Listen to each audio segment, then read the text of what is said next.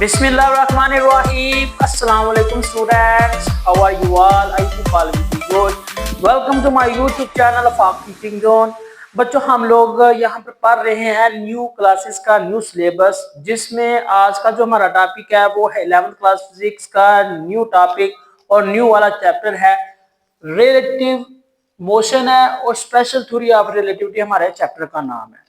Special theory of relativity में हम लोग डिस्कस करने जा रहे हैं अपने मुख्तलिफ एस्पेक्ट्स। स्पीड ऑफ लाइट के हवाले से भी देखेंगे क्या यहाँ पर एस्पेक्ट बनता है।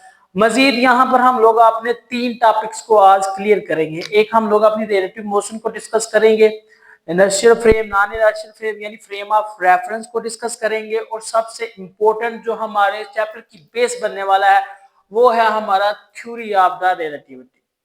अभी तक बच्चों आप लोगों ने हमारे चैनल को सब्सक्राइब नहीं किया तो इसको लाजमी सब्सक्राइब कर लीजिएगा। लाइक कमेंट और शेयर करना मत भूलिएगा, ताकि इस चैनल की जितनी भी educational videos on the base of the new syllabus you can get it freely on the YouTube channel of our teaching zone. तो बच्चों इंशाल्लाह हमारे इस चैनल पर आप लोगों को कंसाइज एडिशन स्मार्ट सिलेबस जो अभी लॉन्च हो रहा है उसके मतलब सारी इंफॉर्मेशन वीडियोस की शक्ल में और मजीद आने वाले जितने भी इंफॉर्मेटिव चीजें होंगी वो सब की वीडियोस आप तक बाहमी तौर पर लाजमी पहुंचा दी जाएंगी। तो चलें बच्चे आज के टॉपिक को हम लोग डिस्कस करते हैं। बच्चे जो हमारा आज का टॉपिक है उसमें हम लोगों ने 3 टॉपिक्स को देखना। एक हम लोगों ने देखना रिलेटिव मोशन क्या होती है, फ्रेम ऑफ रेफरेंस क्या होता है, और हमारे पास द थ्योरी ऑफ रिलेटिविटी वो क्या है। सबसे पहले तो हम लोग रिलेटिव मोशन को देखते हैं। बच्चों रिलेटिव मोशन क्या है? फॉर एग्जाम्पल आप लोग किसी कार में मूव कर रहे हैं या किसी कार को चला रहे हैं और कार में बैठे हुए हैं। अब आप कार के हवाले से देखा जाए, आप कार के अंदर बैठे हुए हैं ना, तो आप कार के लिहाज से बिल्कुल रेस्ट की हालत में अकॉर्डिंग टू योर सेल्फ अगर आप वहां पर जज करें तो। लेकिन वही चीज अगर कार से बाहर खड़ा बंदा जज करेगा तो you are in motion with respect to the observer. जो ऑब्जर्वर आपको ऑब्जर्व कर रहा है उसके मुताबिक तो आप लोग मोशन की हालत में, लेकिन आपके अंदाजे के मुताबिक क्या है, आप रेस्ट की हालत में। इसी तरह आप बाहर वाले किसी ऑब्जर्वर को देखेंगे या बाहर वाले किसी बंदे को देखेंगे तो आप लोगों को वो रेस्ट की हालत में लगेगा, मे भी वो मोशन की हालत नहीं हो। इसी तरह बस में जाने वाले पैसेंजर्स भी क्या है, विदाउट द ऑब्जर्वर वो बिल्कुल रेस्ट की हालत में है। लेकिन जब ऑब्जर्वर उसको बाहर खड़ा होकर देखेगा या उसको एडजस्ट करेगा या खुद को वहां पर फोकस करेगा तो उसके हिसाब से वहां पर जो आपके पास ऑब्जर्वर है और जो उसमें पैसेंजर है वो मोशन की हालत में। वो किस लिहाज से है बच्चों, वो सारा सारा आपका रिलेटिव मोशन का था। ये एक सिंपल सा टॉपिक और सिंपल सी इसकी सेंस थी, ठीक है। उसके बाद आ जाता है हमारा पॉइंट रिलेटिव वेलोसिटी क्या होती है। बच्चों relative velocity is the velocity of the object with respect to another object. दूसरे के लिहाज से जो आपकी वेलोसिटी होगी वो बच्चों आपकी रिलेटिव वेलोसिटी। जिस तरह हम लोग अभी अभी अपनी रिलेटिव मोशन को डिस्कस कर रहे थे कि बस और बस से बाहर खड़ा जो शख्स है इन दोनों की एक दूसरे के हवाले से जो मोशन होगी, जो वेलोसिटी होगी बच्चे, वो क्या है, आपकी रिलेटिव वेलोसिटी है, ठीक है बच्चों। उसके बाद है एब्सोल्यूट क्वांटिटी। बच्चों इन 2 क्वांटिटीज के बारे में जानना बहुत ही इंपॉर्टेंट है, क्योंकि इसके ही लिहाज से हमारे इस चैप्टर की जितनी भी चीजें वो डिस्कस होने वाली है। सबसे पहले आपका एब्सोल्यूट क्वांटिटीज, ऐसी क्वांटिटी जो सेम रहे सबके लिए फॉर ऑल द ऑब्जर्वर। और relative quantities when a quantity is different for different observer, ये डिफरेंट ऑब्जर्वर के लिए डिफरेंट है। ये हम लोग अपनी इस मोशन के हिसाब से देखते हैं। लेट्स सपोज दैट बच्चों ये पैसेंजर जो है बस से बाहर खड़े हैं, जबकि ये जो बस है ना इसके अंदर जो बैठे हुए पैसेंजर्स है ना ये क्या है, ये इसके हिसाब से मोशन में। अब देखें बच्चों एक जो गाड़ी है वो यहाँ पर मूव करती हुई आ रही है, एक जो बस है ये वेलोसिटी v से फॉर एग्जांपल मूव कर रही है, तो बाहर एक बंदा जो खड़ा है वो देखेगा तो उसके हिसाब से जो बस के अंदर बैठा हुआ ड्राइवर है, जो बस के अंदर बैठा हुआ पैसेंजर है या बैठे हुए पैसेंजर्स हैं, वो इसके हिसाब से मोशन की हालत में है। इसी तरह जब ये बस इसके करीब से गुजर जाएगी ना तो जो बस में बैठे हुए पैसेंजर इस शख्स को देखेंगे तो उसके हिसाब से ये जो आपके पास बंदा है ना ये मोशन में होगा। इसको कहते हैं हम लोग रिलेटिव मोशन। तो ये क्या है, रिलेटिव क्वांटिटीज, ठीक है। ये रिलेटिव क्वांटिटीज है जिसमें डिफरेंट जो एस्पेक्ट्स है ना रिलेटिव क्वांटिटीज हैं, जिसमें बस और बाहर खड़ा हुआ जो पैसेंजर एक दूसरे को अपने डिफरेंट व्यू ऑफ पॉइंट से जज कर रहे हैं। ठीक है बच्चों, उसके बाद मजीद हम लोग देखते हैं, लेट्स सपोज दैट बच्चों हमारे पास ये मोशन किस तरह से बिहेव करती है, किस तरह से चेंज होती जाती है, हम लोग अपनी इस एग्जांपल्स की मदद से देखते हैं।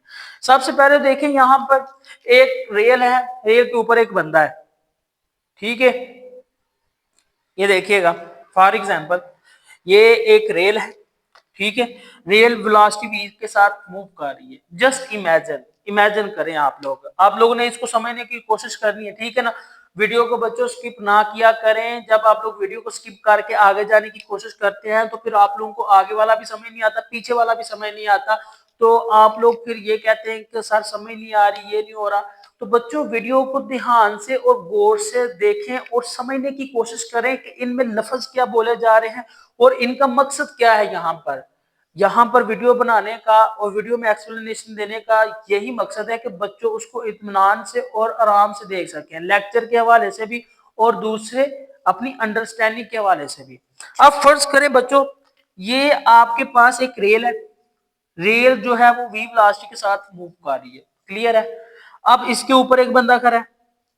ठीक है, अब देखिएगा जैसे ही ये वी वेलोसिटी के साथ मूव कर रही है ना, तो ये बंदा क्या करेगा, इस बॉल को ऊपर की तरफ फेंकेगा।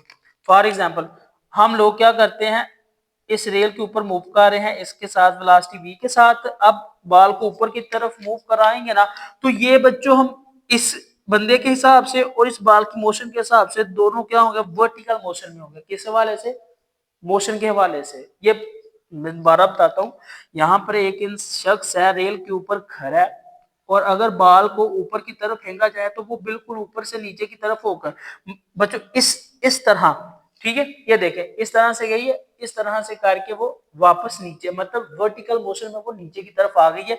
अगर वो चलती हुई रेल के ऊपर बंदा मौजूद है, अगर वही शख्स क्या है, रेस्ट की हालत में यहाँ पर कहीं पर खड़ा है, क्या है, रेस्ट की हालत में यहाँ पर कहीं पर खड़ा है, और जो रेल है एक वो वी वेलोसिटी के साथ मूव कर रही है, यहाँ से बाल को थ्रो किया जाता है, तो इस बंदे के हिसाब से जो वहां पर उसकी मोशन बनेगी वो बनेगी बच्चों पैराबोलिक मोशन। क्या बनेगी, पैराबोलिक मोशन। अब वो पैराबोलिक मोशन क्यों बनी है, देखो बच्चों यहाँ पर था ये दोनों बंदे एक ही सेंस में मूव कर रहे थे, मतलब रेल यहाँ पर ये एब्सोल्यूट क्वांटिटीज में थे, दोनों की सेम थिंग्स थी, ये उसी मूव करती हुई रेल के ऊपर मौजूद था और ये वाली जो बाल है उसी चलती हुई या हरकत करती हुई रेल्स के ऊपर की तरफ फेंकी जाने वाली बाल की मोशन थी।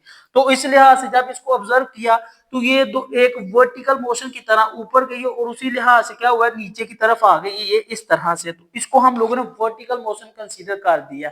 लेकिन वही शख्स जब रेस्ट की हालत में कहीं पर खड़ा होगा दूर फासले पर, डिस्टेंस पर, और चलती हुई रेल से जब बाल को थ्रो किया जाएगा तो वो पैराबोलिक मोशन बनाती हुई कुछ इस तरह, इसके मुताबिक क्या होगा, उसकी जो मोशन होगी वो बच्चों इस तरह से होती हुई दूसरी रेल पे जब खड़ी हो जाएगी। ठीक है, यहाँ पर इस तरह से ऑब्जर्व करेगा जबकि वो भी वेलोसिटी के साथ, तो इस तरह जो बच्चे यहाँ पर इसकी मोशन कंसीडर की जाएगी बच्चों वो पैराबोलिक होगी। क्या होगी, वो आपके पास पैराबोलिक होगी। हम लोग मजीद एग्जांपल्स के हवाले से देखते हैं इसको। ये देखें, ये है आपके पास एक पुलिस कार, क्या है, फॉर एग्जांपल ये आपके पास एक पुलिस कार है। ठीक है, ये पुलिस कार की जो स्पीड है ना वो 150 मीटर पर सेकंड है। ठीक है, इस स्पीड के साथ वो क्या कर रही है, मूव कर रही है। अब दूसरी देखें, जो दूसरी व्हीकल है, यहाँ पर टैक्सी है कोई या दूसरी कोई कार है, तो उसकी जो स्पीड है बच्चों वो है 120 मीटर पर सेकंड। कितनी है उसकी स्पीड, 120 मीटर पर सेकंड। लेकिन अब देखें ये दो ऑब्जेक्ट्स हैं आपस में मूव कर रहे हैं। फॉर एग्जांपल ये आपके पास पुलिस वैन है या पुलिस की कार है, ये इस टैक्सी के पास से गुजरेगी ना तो ये बड़ी प्लेन मूव की तरह जो है ना यहाँ पर मूव करती हुई आगे की तरफ गुजर जाएगी। ऐसा ही है ना, क्यों, क्योंकि वो बच्चों 120 मीटर पर सेकंड की स्पीड से मूव कर रहा है और ये 150 मीटर पर सेकंड की स्पीड से मूव कर रहा है, तो इन दोनों का जो डिफरेंस होगा बच्चों वो कितना होगा, वो आपके पास 30 मीटर पर सेकंड का आ जाएगा। ऐसी बात है ना, याद रखिएगा, अगर सेम डायरेक्शन में हम लोग मूव कर रहे हैं या सेम डायरेक्शन में दो व्हीकल्स मूव कर रही हैं तो उनकी जो स्पीड होगी कम या ज्यादा होने की वो आपस में सब्सट्रैक्ट हो जाएंगी। यहाँ पर आपको पता ही 150 मीटर पर सेकंड की स्पीड से मूव कर रही है पुलिस वैन, जबकि दूसरी जो टैक्सी है वो 120 मीटर पर सेकंड की स्पीड से मूव कर रही है। तो इन दोनों का जो बच्चे डिफरेंस होगा वो कितना आ गया, 30 का डिफरेंस आ गया। क्यों? इससे हमें पता चल गया कि अगर सेम डायरेक्शन में बॉडीज मूव कर रही हैं तो उनकी जो यहाँ पर स्पीड होगी वो माइनस हो जाएगी, सब्सट्रैक्ट हो जाएगी। लेकिन अगर यही चीज इसकी अपोजिट डायरेक्शन में होगी तो बच्चे वो ऐड हो जाएगी। कैसे? वो हम लोग इन्हीं एग्जाम्पल में देखते हैं। अच्छा बच्चों, तो ये देखिए फिर इस बंदे के लिहाज से ये जो आपके पास टैक्सी है, यहाँ ये दूसरी कार है जो 120 की स्पीड से यहाँ पर जा रही है, तो वो जो 150 की स्पीड है तो उसके लिए ये बड़ी नॉर्मल सी फोर्स होगी, मतलब बड़ा नॉर्मली तौर पर क्या है वो उससे क्रॉस कर गई है कितना, 30 मीटर पर सेकंड की स्पीड से। ठीक हो गया बच्चों। अब वही चीज ये देखिए, एक बाइकर है, ये बाइकर क्या कर रहा है, बाइकर की जो स्पीड है वो 100 मीटर पर सेकंड की है। अब 100 मीटर पर सेकंड की स्पीड और जो ये आपके पास पुलिस वैन की स्पीड थी, इन दोनों में बच्चों डिफरेंस करेंगे तो ये कितना आ जाएगा बच्चों, ये 50 मीटर पर सेकंड का आ जाएगा। यानी कि जब ये पुलिस की वैन बाइकर के पास से गुजरेगी तो उसको यही होगा कि जस्ट इतनी ज्यादा नॉर्मल या इतनी ज्यादा स्पीड नहीं लगेगी, उसको यही होगा कि सिर्फ 50 मीटर पर सेकंड की स्पीड ज्यादा है और इससे ज्यादा कुछ भी नहीं है। ठीक है। लेकिन अब बात आती है इसके ऑपोजिट डायरेक्शन में। फॉर एग्जाम्पल, एक बाईसाइकिल वाला लड़का या एक बाईसाइकिल वाला शख्स इस पुलिस वैन के पास से गुजरता है ना, तो उस लिहाज से ये उसके पास है बड़ी स्पीड की, जिसे आप लोग कहते हैं जॉज गया। ठीक है, पंजाबी लफ्ज में आप लोग इस तरह से कहते हैं इतनी ज्यादा स्पीड कैसे। तो वो बच्चे जो इतनी ज्यादा स्पीड है ना, वो असल में ना ये आपके पास 150 प्लस ये जो इसकी स्पीड है 40 प्लस 40 यानी 190 मीटर पर सेकंड की स्पीड से मूव कर रहा है। ठीक है, ये बात समझने वाली है। आप लोगों ने पहले ये चीज समझी थी कि पुलिस वैन जब किसी टैक्सी या दूसरी वैगन के पास से गुजरी है ना, तो वो बड़ी स्मूथली 30 मीटर पर सेकंड की स्पीड से उसके पास से गुजर गई है, जस्ट इतनी नॉर्मल स्पीड है, उसके लिए कुछ भी नहीं है। फिर अगर वही चीज बाइक के पास से गुजरी है तो वो 50 मीटर पर इतनी ज्यादा वहां पर कंपल्सरी या फिर इतनी ज्यादा टेंशन नहीं थी। लेकिन जब वही चीज अपोजिट डायरेक्शन में, जो साइकिल की डायरेक्शन है बच्चों वो इधर है लेफ्ट हैंड साइड की तरफ और जो वैन की है वो राइट हैंड साइड की तरफ है, तो जब इन दोनों का आपस में मिलाप होगा या एक दूसरे के, तो ये बच्चे बिल्कुल इस तरह से गुजर जाएगी। ठीक है, उस लिहाज से जो बच्चे इसकी टोटल स्पीड होगी ना वो 190 मीटर पर सेकंड की स्पीड होगी। इस वजह से आपको वो स्पीड बहुत ज्यादा अंडर एस्टिमेट होगी। ठीक है, तो ये है बच्चे यहाँ पर इनकी रिलेटिव मोशन के हिसाब से और उनकी स्पीड टाइम ग्राफ के लिहाज से।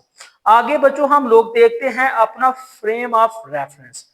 क्या है? Frame of reference. अब फ्रेम ऑफ रेफरेंस क्या है बच्चों? जो फ्रेम ऑफ रेफरेंस है ना आपका, वो एक ही तरह का कोऑर्डिनेट सिस्टम है। फॉर एग्जांपल ये वाली चीज है एक्स एक्सिस, वाई एक्सिस और जी एक्सिस, ये कोऑर्डिनेट सिस्टम है जिसको हम लोग पैमाइश के लिए लेते हैं। फॉर एग्जांपल यहाँ पर देखिए ना आपके पास, फॉर एग्जांपल ये मैं मूव कर रहा हूँ ना, तो मैं एक्स एक्सिस के लॉन्ग मूव कर रहा हूँ। मैं यहाँ पर फॉर एग्जांपल यहाँ पर मैंने जो अपना यहाँ पर डिस्टेंस मेयर किया था ना, यहाँ से लेकर यहाँ तक, फॉर एग्जांपल मेरे पास ये आ गया है 3 मीटर आ गया या 4 मीटर आ गया।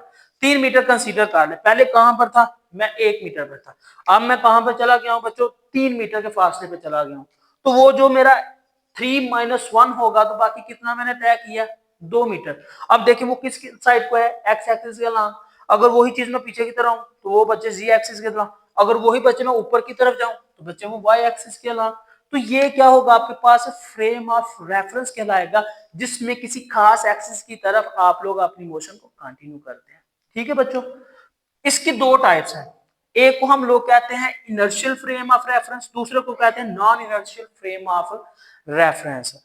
जो बच्चे आपके पास इनर्शियल फ्रेम ऑफ रेफरेंस है उसमें क्या डिफरेंस है और non inertial frame of reference है उसमें क्या फर्क है? बच्चे जो होता है ना आपका इनर्शियल फ्रेम ऑफ रेफरेंस, वो होता है frame of reference which is at rest और मूविंग विद यूनिफॉर्म वेलोसिटी। जो आपके पास यूनिफॉर्म वेलोसिटी से मूव कर रहा है या रेस्ट की हालत में है, that will be show the inertial frame.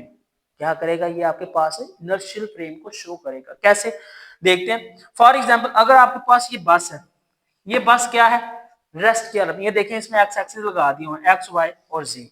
तो बच्चों अगर ये बस रेस्ट की हालत में तो वहां पर एक्सेलरेशन क्या होगा, जीरो होगा। क्या होगा, जीरो होगा। अगर वहां पर एक्सेलरेशन जीरो है तो ये बच्चे आपके पास इनर्शियल फ्रेम है जिसमें कोई भी जिस्म अपनी रेस्ट की हालत की मोशन की हालत को मेंटेन रखता है, और यही चीज क्या है आपके पास इनर्शियल फ्रेम है। दूसरी डेफिनेशन में क्या, it is an non accelerated frame of reference. इसको non accelerated frame of reference भी कहते हैं। ठीक है बच्चों। अब देखें इसकी एग्जांपल क्या है। अब बस at rest or moving with uniform velocity. Uniform velocity से कोई मूव करता हुआ ऑब्जेक्ट है, वो भी क्या है, इनर्शियल फ्रेम। या जिसका एक्सेलरेशन जीरो है, नॉन एक्सेलरेटेड बॉडी, वो जो फ्रेम है आपके पास इनर्शियल फ्रेम है। अंडरस्टूड है। नॉन इनर्शियल फ्रेम क्या है, a frame which is accelerated और डी एक्सेलरेटिंग। जो एक्सेलरेट कर रही है या डी एक्सेलरेट कर रही है, नेगेटिव एक्सेलरेशन कर रही है या पॉजिटिव एक्सेलरेशन कर रही है, वो क्या है आपके पास non inertial frame of reference है। A bus is moving with non uniform velocity. एक जो बस है नॉन यूनिफॉर्म वेलोसिटी से मूव कर रही है, वो बच्चे क्या है आपके पास नॉन इनर्शियल फ्रेम। अगर एक्सेलरेशन जीरो के बराबर नहीं है तब भी बच्चों ये आपके पास क्या कहलाएगा, non inertial frame of reference. ठीक है बच्चों, इसको पिक कर लें। इसके बाद बच्चे आप लोगों का टॉपिक आ जाता है इसके बेसिक इंफॉर्मेशन में और बेसिक टॉपिक्स में, वो है थ्योरी ऑफ द रिलेटिविटी। जो बच्चे थ्योरी ऑफ द रिलेटिविटी है, ये दो एस्पेक्ट्स के ऊपर डिपेंड करता है। वो कौन कौन से हैं वो देखते हैं हम लोग। अभी तक हम लोगों ने जो चीज जिसका वो रिलेटिव मोशन की है, रिलेटिव वेलोसिटी की है, उसमें कौन कौन सी एग्जांपल्स थी, किस लिहाज से उसको अंडर कंसीडरेशन किया जाता है। फिर हम लोगों ने बच्चे फ्रेम ऑफ रेफरेंस, और अब हमारे पास जो इसका थर्ड वाला टॉपिक है, जो बेसिक टॉपिक इस चैप्टर की बेस बनने वाला है, वो है थ्योरी ऑफ द रिलेटिविटी।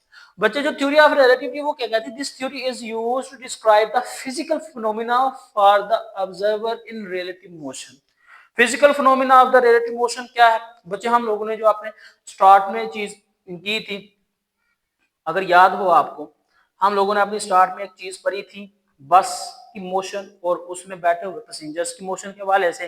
फिर हम लोगों ने जो रेल के ऊपर से हम लोगों ने बॉल को थ्रो किया था, उसकी मोशन को देखा था रिलेटिव मोशन के हवाले से। ठीक है, ये सारी की सारी क्या, theory of relativity of motion. यहाँ पर बच्चों जो theory of relativity of motion है ना, ये समझ लेकिन मॉडर्न एस्पेक्ट्स है। क्या है, मॉडर्न एस्पेक्ट्स।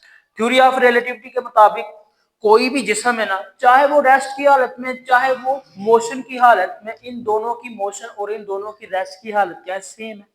वो किस तरह से बच्चों, क्लासिकल फिजिक्स में हम लोगों ने ये चीज देखी थी, अगर कोई जिसम मूव कर रहा है तो उसका जो रिजल्ट है वो कुछ और होगा, अगर कोई रेस्ट की हालत में उसका रिजल्ट है वो कुछ और होगा। लेकिन जो आइंस्टाइन की फिजिक्स है या आपके पास जो न्यू फिजिक्स है, जिसको आप लोग क्वांटम फिजिक्स के नाम से भी जानते हैं, मॉडर्न फिजिक्स के नाम से भी जानते हैं, वो बच्चे कहती है कि यहाँ पर जितने भी ऑब्जेक्ट्स है ना, यहाँ पर जितने भी फ्रेम है ना, उनमें एक चीज बड़ी कॉमन है, वो है स्पीड ऑफ लाइट। क्या है स्पीड ऑफ लाइट, क्या है, c is equal to displacement covered of the light with respect to t, that's will be known as the speed of light. यानी कि डिस्टेंस और उसका जो कवरेज होगा वो बच्चों आपके लिए सेम होगा। क्या होगा, वो सेम होगा। ठीक है, कवरेज और उसका एस्पेक्ट आपके लिए सेम होगा। अब वो एस्पेक्ट किस तरह से सेम हो सकता है, अब देखें। फॉर एग्जाम्पल अगर आपके पास उसका डिस्प्लेसमेंट इंक्रीज कर रहा है ना, तो उसी लिहाज से उसका टाइम भी इंक्रीज करेगा, मतलब उसमें जो कंसिस्टेंसी है वो बरकरार रहेगी। ये है आपके पास कौन सी, मॉडर्न फिजिक्स। क्लासिकल फिजिक्स इस एस्पेक्ट्स को बयान नहीं कर सकती, इसलिए वो यहाँ तक आके नाकस हो जाती है। उससे आगे आपके पास मॉडर्न फिजिक्स का कंसेप्ट आता है, जिसमें हमारे पास थ्योरी ऑफ द रिलेटिविटी है। इसमें हम लोग इससे रिलेटेड टॉपिक्स करेंगे, जिसमें थ्योरी ऑफ रिलेटिविटी को जानने में मजीद आसानी होगी और मजीद दिलचस्प होती जाएगी। बच्चे इसकी दो थिंग्स को याद रखना, दो पार्ट्स हैं। एक है general theory of the relativity. क्या है जनरल थ्योरी ऑफ रिलेटिविटी, क्या है, general theory of relativity deals the problems involving non inertial frame. Non inertial frame से रिलेटेड जो आपके पास प्रॉब्लम्स होंगी, that's will be known as the general theory of relativity. यानी नॉन एक्सेलरेटेड बॉडीज को हम लोग जनरल थ्योरी ऑफ रिलेटिविटी से कंपेयर करेंगे, उसके मुताबिक डिस्कस करेंगे। दूसरी है स्पेशल थ्योरी ऑफ रिलेटिविटी, जिसमें हम लोग स्पेशल थ्योरी ऑफ रिलेटिविटी को डील करेंगे इनर्शियल फ्रेम की मदद से। इनर्शियल फ्रेम की मदद से जब हम लोग इसको एस्पेक्ट्स को डिस्कस करेंगे, वहां पर हमारे पास दो पोस्टुलेट आ जाएंगे। ठीक है, वो दो पोस्टुलेट क्या है? सबसे पहले वाला है laws of physics are same in all inertial frame of reference. Laws of physics जो है वो सारे फ्रेम ऑफ रेफरेंस के लिए सेम होगा। जिस तरह से हम लोग यहाँ पर कर रहे थे अपने स्टार्ट के ऊपर एब्सोल्यूट क्वांटिटी और रिलेटिव क्वांटिटी की जो एग्जांपल्स थी कि बस और ऑब्जर्वर के लिहाज से, फिर दूसरी कार और वैन, और वहां पर जो बॉल थ्रो की थी रेल्स के ऊपर, ऑब्जर्वर जो रेस्ट में हालत था, ये सारी की सारी चीजों को क्या कहेंगे? फिर वो सेम होंगे, उनका रेफरेंस, उनका समय का अंडर कंसीडरेशन सारी चीजें सेम हो जाएंगे। देयर आर टू पोस्टुलेट्स है। पहला पोस्टुलेट हम लोगों ने देख लिया है कि laws of physics are same in all inertial frame of reference. For example touring in an aeroplane. For example आप लोग जहाज में सफर कर रहे हैं, ठीक है, फर्ज करें आप लोग जहाज में सफर कर रहे हैं ना, तो वहां पर आप लोग एक कप ऑफ टी लेते हैं। वहां पर जो टी है ना, उसको आप लोग क्या करते हैं? कप में अंडेलते हैं। तो देखेंगे कि आपके पास वहां पर भी ग्रेविटी की तरह सेम ही ऑब्जेक्ट वहां पर प्लेस है। किस तरह से?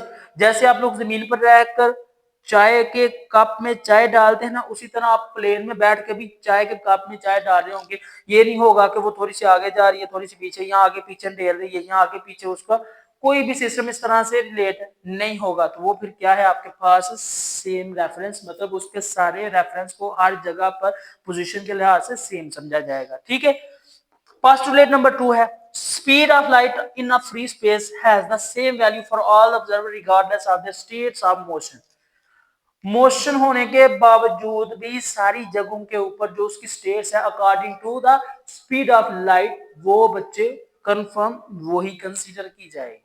ठीक है। फॉर एग्जांपल है let's to observe measuring the speed of light in vacuum such as one is at rest while other is moving away from it with uniform velocity। क्या मतलब है इसका? उसने कहा लेट्स सपोज दैट दो observer हैं, वो दोनों स्पीड ऑफ लाइट को मेजर कर रहे हैं। एक रेस्ट की हालत में है, जबकि दूसरा आपके पास मोशन की हालत में, और उसकी मोशन, तो बच्चों यहाँ पर जो आपके पास ये वाली एग्जांपल है, इसके मुताबिक अगर दो ऑब्जर्वर इस तरह से हैं कि स्पीड ऑफ लाइट को मेजर कर रहे हैं, एक बंदा रेस्ट की हालत में, दूसरा बंदा उसी लिहाज से यूनिफॉर्म वेलोसिटी के हिसाब से उससे मूव करता हुआ अवे जा रहा है, दूर जा रहा है, लेकिन दोनों का जो result according to Einstein principle of the relativity results of the both observer is same.